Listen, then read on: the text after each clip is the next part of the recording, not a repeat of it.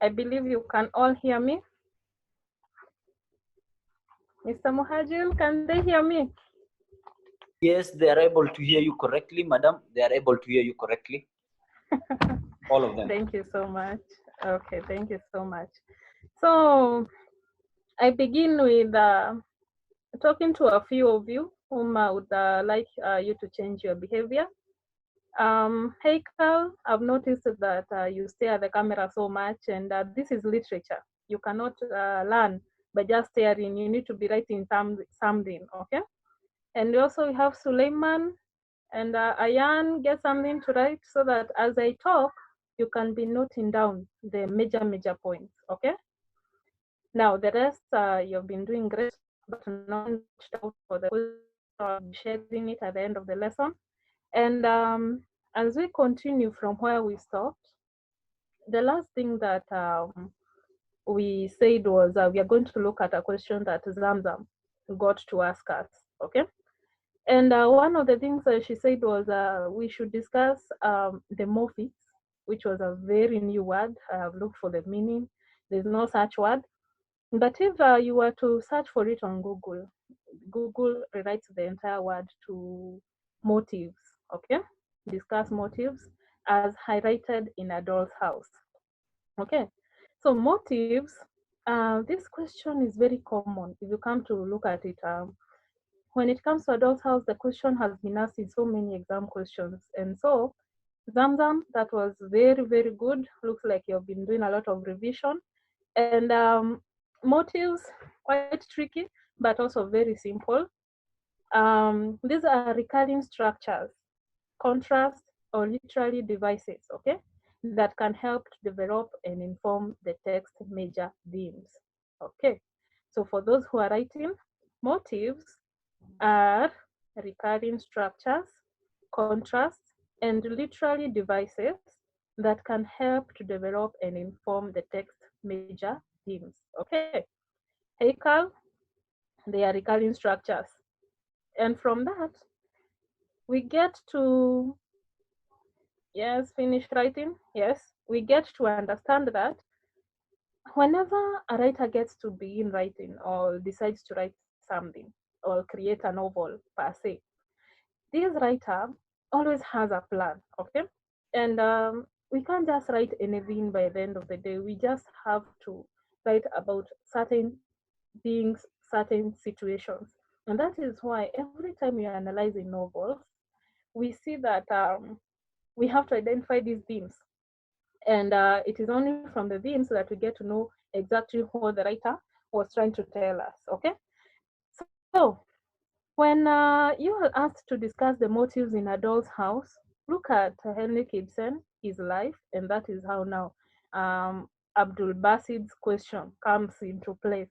How does the author's life relate to what he's writing about, okay? And so you are able to discover that probably most of everything that the author went through, he gets to write it down and uh, get to show it to the entire world in his story, okay? Now, what can we say? For example, we can say in the novel A Doll's House, the author had a family concept. That is something that he got to bring out in the novel, an idea that is recurring from the first page to the last page, okay? And then we have the family concept. We have conflict that evolves over the course of the play, okay? For those who are writing, in A Doll's House, the author had a family concept. In A Doll's House, the author had a family concept. In A Doll's House, the author had a family concept. Suleiman, concentrate.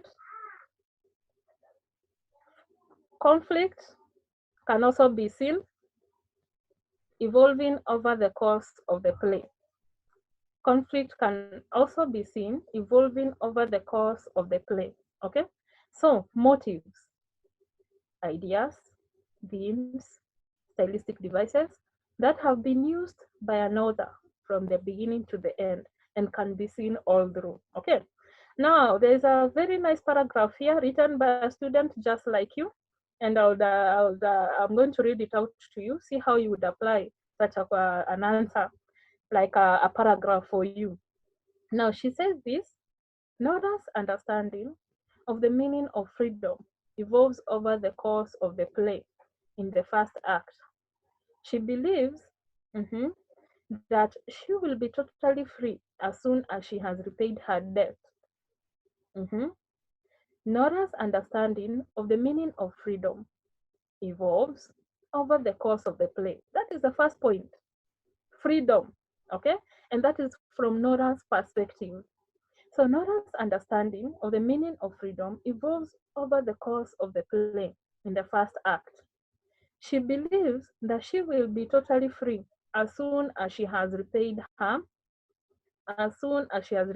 debt. That is what she believes. And she will have the opportunity to devote herself fully mhm, to her domestic responsibilities. After Krogstad blackmails her, however, she reconsiders her conception of freedom and questions whether she is happy in Torvald's house, subjected to his orders. By the end of the play, Nora seeks a new kind of freedom. You see, it all begins with freedom. She's almost finishing her debt. She's happy that her husband has gotten a job at the bank. Mhm. But again, when Krogstad comes and starts blackmailing her, she questions her conception of freedom. And then at the end of the play, what happens? Nora seeks a new kind of freedom. She wishes to be relieved of her familial obligations, that is, from Torvald to relieve her, in order to pursue her own ambitions, beliefs, and identity. I will say that again. Um, hmm. By the end of the play, Nora seeks a new kind of freedom. Okay? She wishes to be relieved of her familial obligations in order to pursue her own ambitions, beliefs, and identity. Wow, that is groundbreaking, yeah? When we discuss motives in a doll's house, it's not just about Nora's freedom. That was completely new. A student was very creative, and I expect the same from all of you. Okay? Now, how would Mrs. Maina have answered such a question? The first thing when I thought of motives, my mind hit letters, the use of letters. Okay? Look at the beginning. A letter is written by Krogstad. Actually, he does write two letters. The first one, he sends it to Torvald. And the first time he sends it, it is to expose Nora and all her hidden what agendas, her secrets, to expose her secrets and to destroy her marriage. In other words, he had ulterior motives. Okay.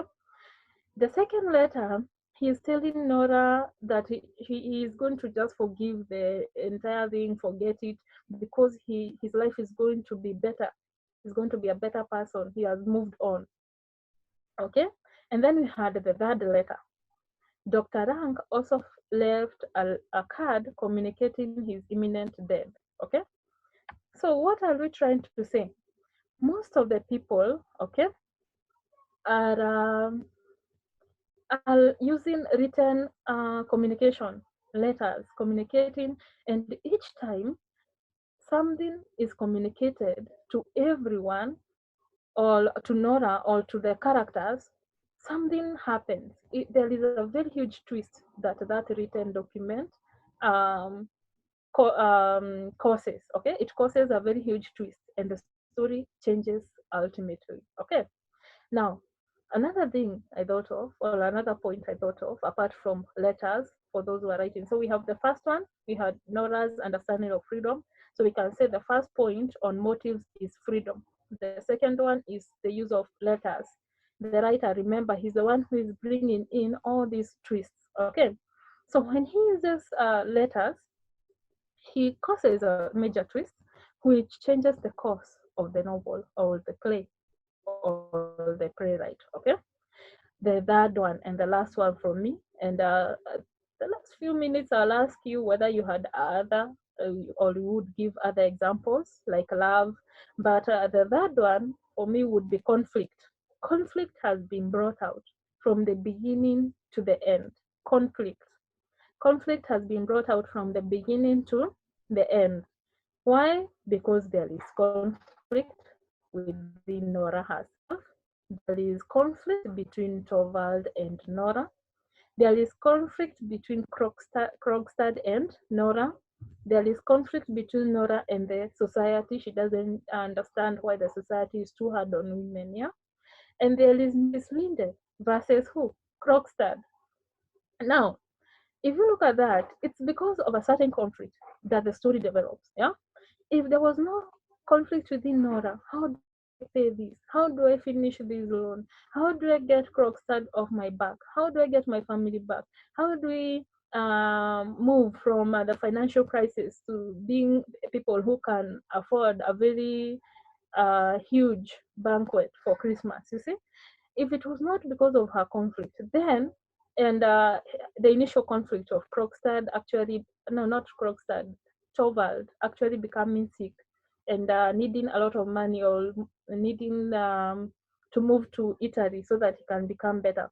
If it wasn't for that, then we wouldn't have Nora borrowing money from Krogstad, wouldn't have Torvald becoming furious at Nora and saying some things that I think until today he regrets ever saying them at the verge of anger. If it was not because of conflict, then the story would not have become as interesting as it was. So those are the three.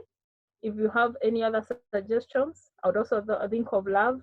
There is love, although if you look at it, it is quite ironical. It has been juxtaposed from the beginning, yeah, because Nora's understanding of love is completely different from Torvald's understanding of love. What Krogstad understands is love is so different from what Mrs. Linde understood back then. Okay, so love is brings out a lot of contrast. Yeah, so when you talk of love, you'll always bring out the stylistic device contrast, and if you bring it out, and the two of them have to go hand in hand. And when you have two paradoxical, yes, paradoxical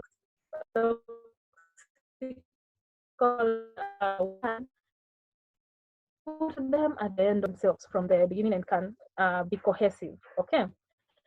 Now, having said that, we move on from where we left.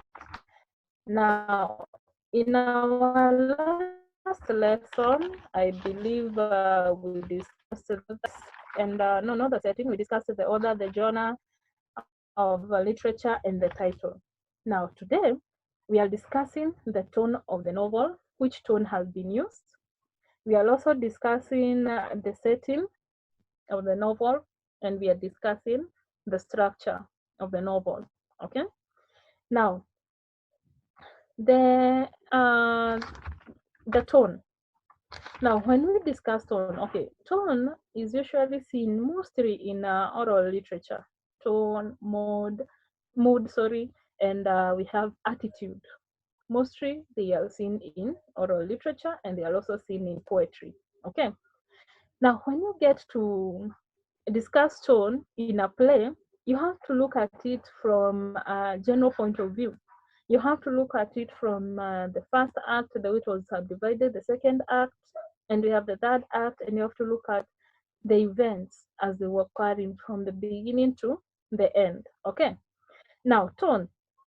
Tone shifts from sympathetic, so we have sympathetic tone at the beginning, to inconsiderate, okay, towards the end. Sympathetic, the first thing we do is look at Nora, who is the main protagonist of the novel. Okay, so tone shifts from sympathetic to inconsiderate.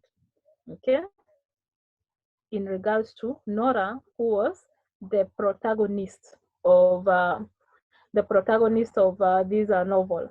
Okay, So we have, why do I say sympathetic? We tend to sympathize with Nora. Why? It's so difficult to love Torvald at the beginning.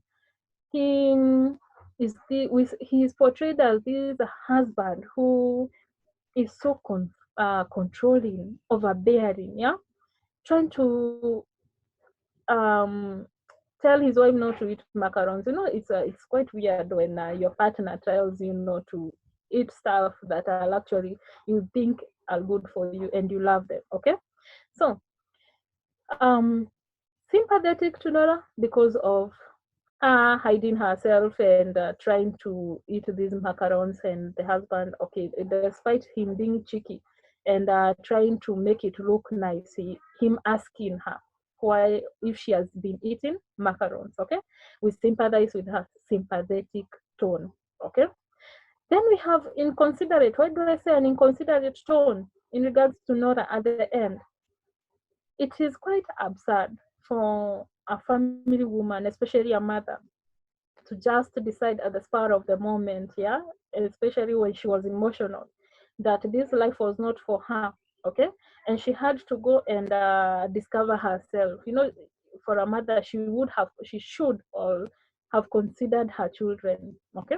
If you look at a normal world, most women would go through anything. They would go through hell just for their children. Okay. Now, in this society, women were not allowed to bring up their own kids without their husbands. Okay. And so, a typical mother would have chosen to go through these classes that Torvald was saying she needs to go through and stay next to her children and make sure that they were safe, protect them from so whatever. Okay, so it is quite inconsiderate that she only considers her freedom, only considers herself and wants to develop herself and doesn't mind about leaving the children. Okay, now apart from sympathetic tone, considerate tone, remember we have other characters. We have Torvald, we have Krogstad who develop the story. Okay, we have that situation when Mrs. Linda came, Krogstad came, Mrs. Linda gives her story. Okay, that part is very peaceful. Okay, again we reduce sympathy there. Okay, but again there is empathy because we have Nora tries to help her, even goes to Torvald and requests him to employ Mrs. Linde at the bank, which is quite nice of her. However, we have the demeaning pet names from Torvald. Okay, the ones that he would give Nora. What does that tell us about Torvald? It's quite impossible. But Torvald is a very unique character because eventually he does redeem himself. He does realize that he's quite wrong. Huh? And when Nora tells him of how she feels trapped, how she has been treated as a doll from the beginning by her father, by him, how that is not love to him, Torvald actually says, okay, I hear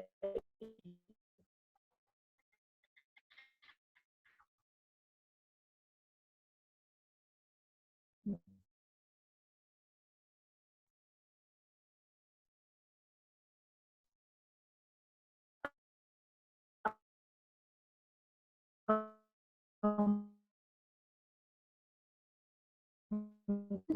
he read it and was okay. It was let's say loving and caring on Tovar's side, a loving tone. However, on our side, I've used inconsiderate. Okay.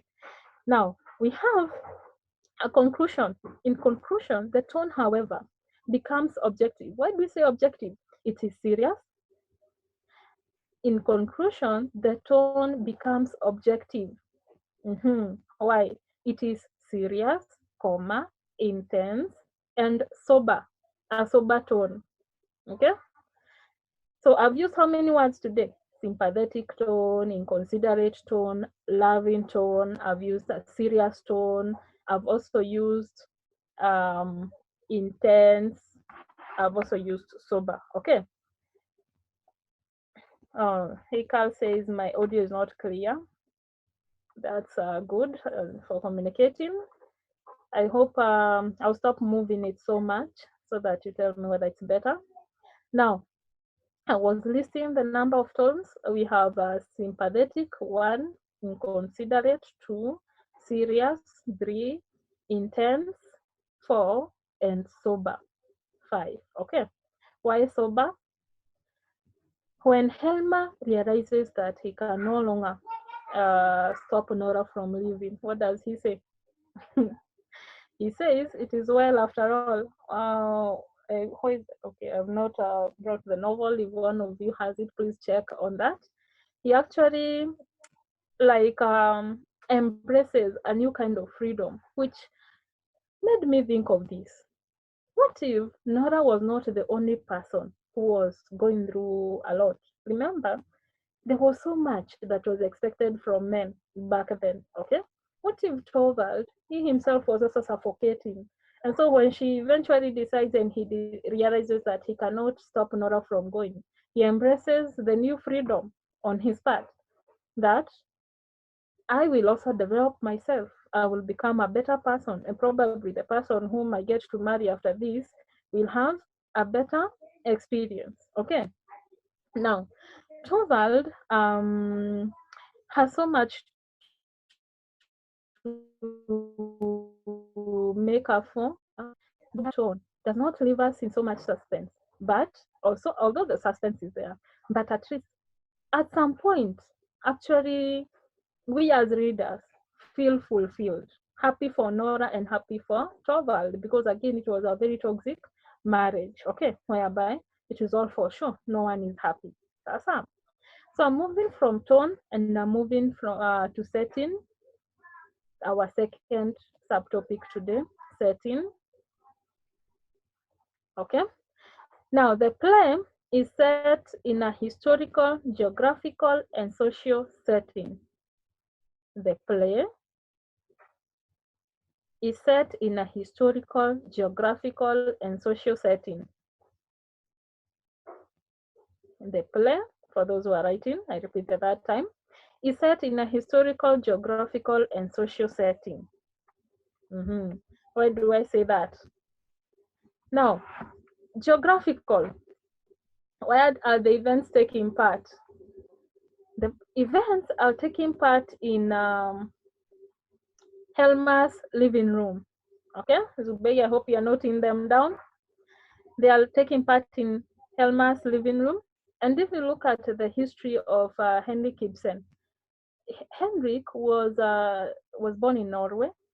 There is no part in this book that tells us that actually that the story happens in Norway. But if you look at the history of, let's say, if you look at the history of who, no, not the history, but the events of the story and of Adolf's house. If you look at them, you're going to see that everything that was happening was probably linked to Norway. And remember, he's the writer by the end of the day. Okay, so they happen in Helma's living room. For example, there were at the beginning, and I remember one of you asking me, why are we even reading this? Why do we have to know whether there were stylish furnitures or not? But at the beginning, that is the setting, it says this: there were comfortable and stylish furnitures, a china cabinet, and a bookcase, which was well bound with well-bound books. What does that tell us? That the who is this? The author Henrik had a very good like mindset of a typical middle class family in Norway. Okay, so if Helmer could afford to carpet his house, afford a piano, okay, and all this, give a maid for his family, even if his wife was not even going to work. This was a typical stable financial situation. And so that one gives us a geographical background. However, it is out of speculation. We are not supposed to stamp that this story was actually written in Norway, or the geographical situation or setting is in Norway. But we say this, it is likely that the play or the geographical setting of this play was in Norway. Why? Because Helma was a very because of the situation. And now had become a typical Victorian house of a middle class family in Norway. Okay. Now, the second one is historical setting. Historical setting. When do they happen? During the Victorian era. I've been saying this for a very long time. I hope by now you have gotten that. Okay. The events took place in the Victorian era maybe around 1870s. Okay. It was during this period where women were expected to be submissive to their husbands. Husbands were to dominate, go to work, provide for their families, and make sure that they were well, healthy, safe, and so forth. Women were expected to raise children. Shafi, you can be happy about that. Mhm. Men went and looked for work. Mhm. There were dire consequences of challenging this setup. What does that mean? If a woman who was crazy enough, like Nora, would challenge the setup, what would happen? She would definitely get divorced. The whole entire society would refer to her as a not just a loser, but as a reject. Okay, and so from there, as long as the husband is still living, she had no right to move on and maybe probably get married. And if she indeed got married, that husband would also suffer the same rejection just as a wife. Okay, so to finish up the setting, the historical setting, why did the okay, okay, 9 minutes remaining. Oh, today I had so much planned. Yeah, so the play became famous, especially because of this. Yeah, Nora tried to reject the social setting, tried to reject everything that was expected of her. Okay, and so when you twist the story, contrary to what people expect, you tend to become famous. Okay, when you do something out of the ordinary, you tend to become famous, and that is how A Doll's House became quite famous. Okay, now the last one is the social setting, still on setting, the social setting.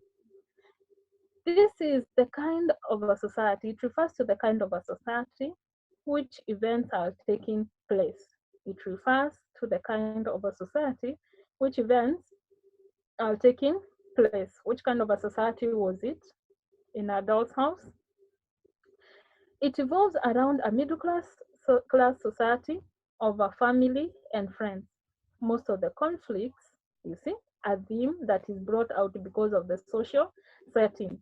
Most of the conflicts in this social circle are caused by the pressure of strict Victorian values. Okay, very strict Victorian values. Okay, that is the social setting. It is set in a middle class society of a family and friends. Okay, now the last one, structure. And structure is all about how many paragraphs have been used for stories or maybe stanzas for poetry. Structure, look at it. It is subdivided into 3 acts. Okay, and then in those 3 acts we have several events which have been classified. Okay, now the structure of this play is divided into 3 acts. Okay, now these 3 acts evolve around 4 stages. They evolve around 4 stages. Okay, now the first one, major conflict. Nora struggle with Krogstad. That's a very major conflict. What does this do? It brings out the action, yeah, the action of the play. And when the action is brought out, we have Nora's first conversation with Mrs. Linde, and we have Krogstad's visit where he places a letter inside the letter box. This is where the action. We are driven by anticipation. Now, how will Torvald react? What will happen? You see, as action is rising, even the musical instruments, if you look at the movies, they tend to like cause the tension even more. Then we have that was the first one is major conflict. The second one is rising action, and then we have the third one, the climax. Okay. Now the climax.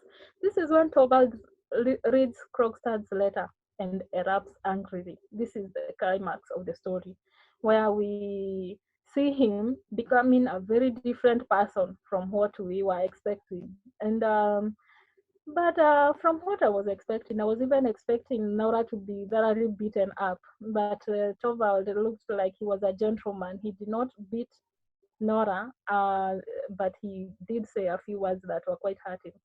And the fourth part, that is the event, the fourth section, is the falling action when Nora realizes that this is not what she wants to be, this is not where she wants to be, and decides to follow her dream and not just follow her dream, but grow herself. Okay, so apart from the four of them, remember we have other subs that help in developing the story, but these were the major subdivisions of the structure, and this is what Henrik Ibsen followed so that he could write his play and make it and realize it. Okay. Now our next lesson is going to be on character traits. The lesson I'll turn it over to you. Each one of you will give me at least one character trait of every member that we are discussing. We are going to discuss Nora, we are going to discuss Helma, and we are going to discuss Dr. Rank. It's a break from the normal because after discussing the historical setting, the structure, the next thing that happens is we get to look at the synopsis, a summary of Act 1, Act 2, Act 3.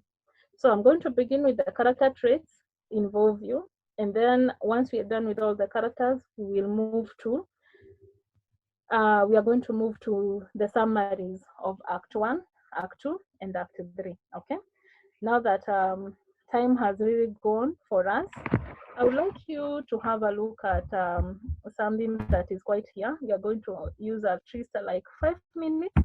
These are some questions that I have prepared. Answer questions that would be good, and if you find more, feel free to share with us so that you can get to understand what Adults is all about. We have preserving the respect of the community preoccupies the characters, drawing illustrations from the play. Discuss. Have you seen it? Just nod, Shafi, if you can see the document.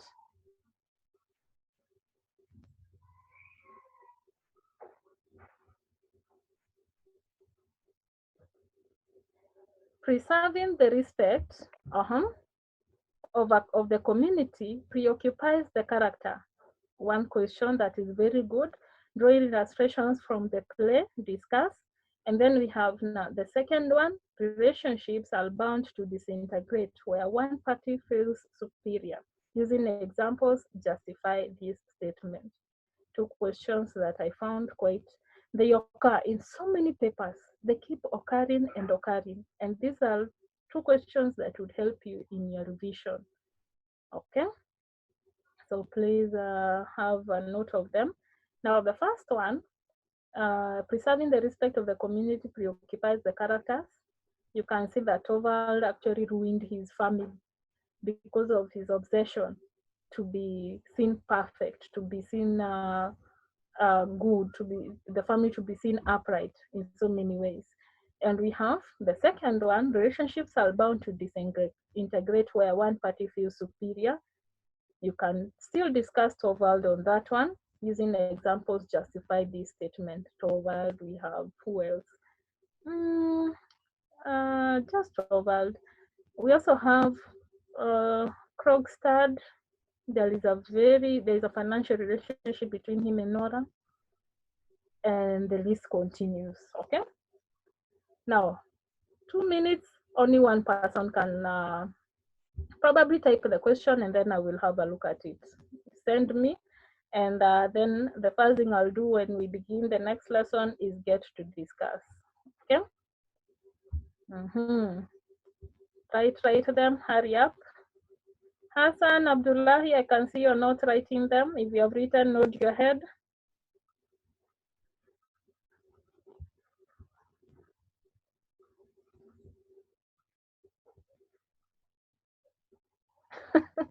He has not written. Hurry up.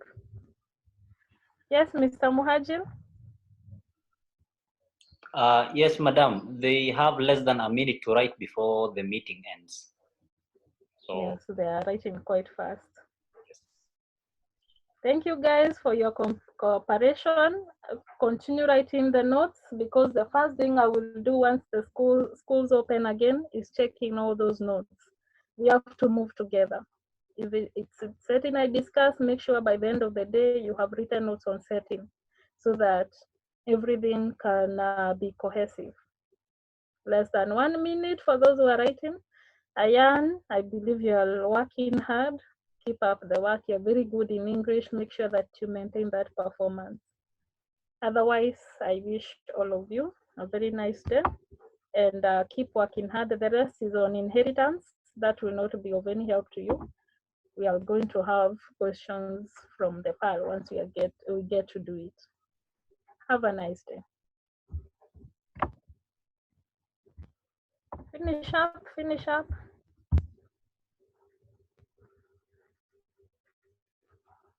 Zamzam, did I get to answer your question? Yes, Bona Principal.